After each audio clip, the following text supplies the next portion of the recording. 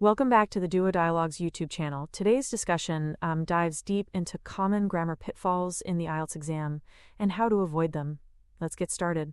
So what's the biggest misconception about grammar in IELTS?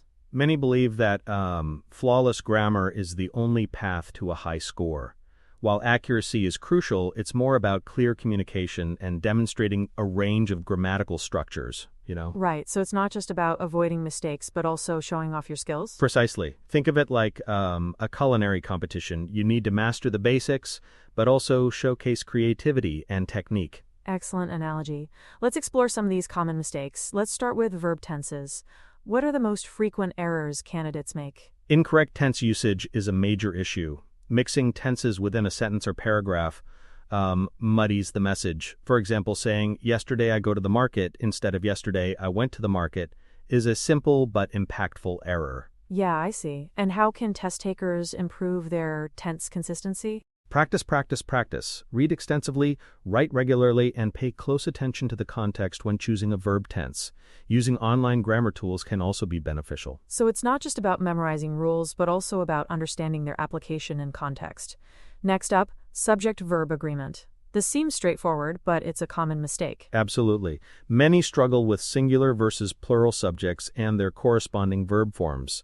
She liked coffee is incorrect. It should be she likes coffee. The key is to ensure the verb agrees in number with the subject. Right. Any tips for mastering subject-verb agreement? Focus on identifying the subject of the sentence. If it's singular, the verb needs a singular form. If it's plural, the verb needs a plural form. Again, practice is key. Let's move on to articles a, an, and the. These tiny words can make a big difference. They often get overlooked, but their correct usage significantly impacts clarity and fluency. I saw elephant in zoo is grammatically incorrect. The correct sentence is, I saw an elephant in the zoo. Okay. What's the best way to improve article usage? Understanding the distinction between definite and indefinite articles is crucial. A and an are used for non-specific nouns, while the is used for specific nouns.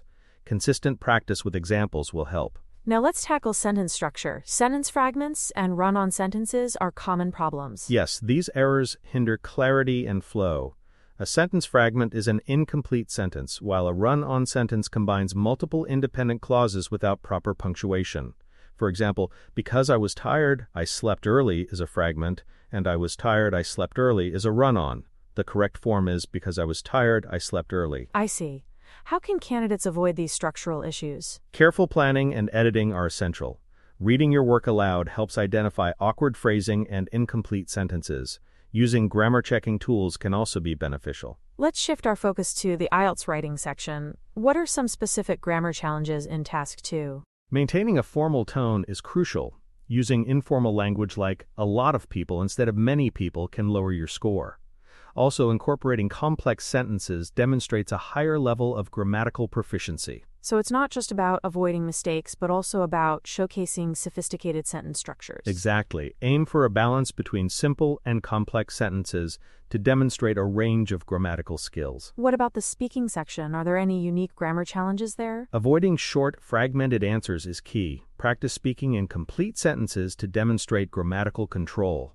Recording yourself and listening back can help identify areas for improvement. So the same principles apply, accuracy, fluency, and a range of structures. Absolutely. The speaking section assesses your ability to communicate effectively and naturally. What resources can candidates use to improve their grammar? There are many excellent resources available. Grammarly and Hemingway Editor are popular online tools that can help identify and correct grammatical errors. Textbooks and grammar guides can also be beneficial. Right. And the importance of practice cannot be overstated. Indeed. Consistent practice is the key to mastering grammar for the IELTS exam. Let's touch upon some less obvious grammar points. Are there any subtle errors that often go unnoticed? Yes, things like pronoun agreement, parallel structure, and correct use of prepositions can significantly impact your score.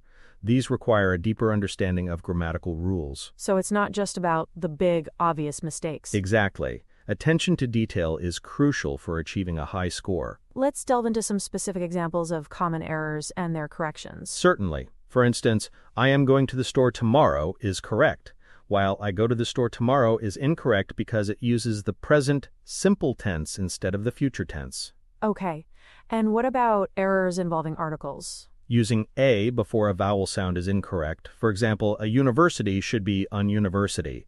These small details matter. And what about sentence structure errors? Using commas incorrectly can change the meaning of a sentence. For example, let's eat grandma versus let's eat grandma highlights the importance of proper punctuation. So to summarize, mastering grammar is not just about avoiding mistakes, but also about demonstrating a range of grammatical structures and communicating clearly. Precisely. It's about showcasing your grammatical proficiency to effectively convey your ideas. And consistent practice, utilizing resources, and attention to detail are key to success. Absolutely. Remember, even small grammatical errors can significantly impact your IELTS score. Excellent points. Thank you for shedding light on these crucial aspects of IELTS preparation. You're welcome. That was a great discussion. Stay tuned for more episodes of the Duo Dialogues, where we'll continue to explore strategies for IELTS success.